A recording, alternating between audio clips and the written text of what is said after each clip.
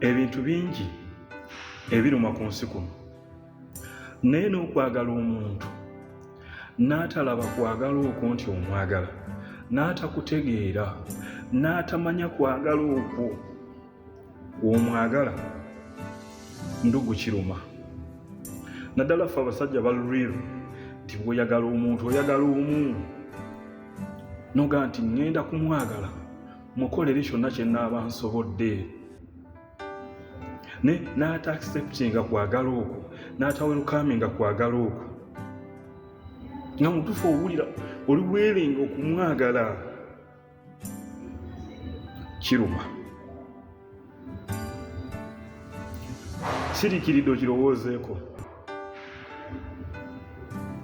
Kyokka na bwe kityo ku sayidi ya Mukama waffe Yesu Kristo. Tutunuulira amazuukira ge. Mukama waffe Yesu Kristo yatwagala.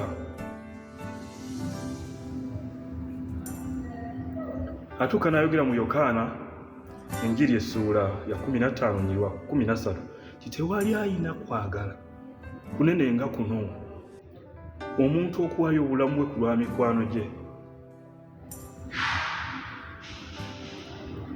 Naye gwali eyo n'otalaba kwagala okwo,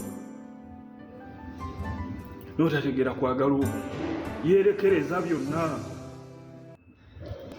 Yali asobola okugaana mu Matayo essuula ya 26 yatuuka n'amugamba nti kitange, ekikompe kino oba kinzika kinzigibweko kinveeko, naye singa bwe njagala wabula nga gwe bw'oyagala. N'akkiriza akole okwagala kwa Katonda.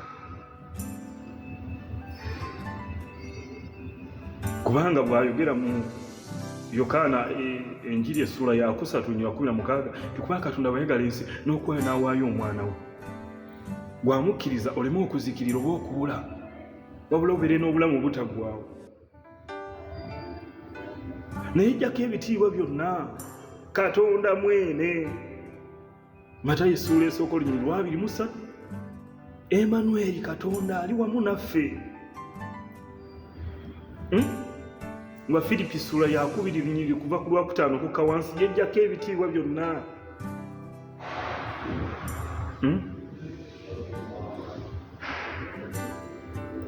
N'atufiirira.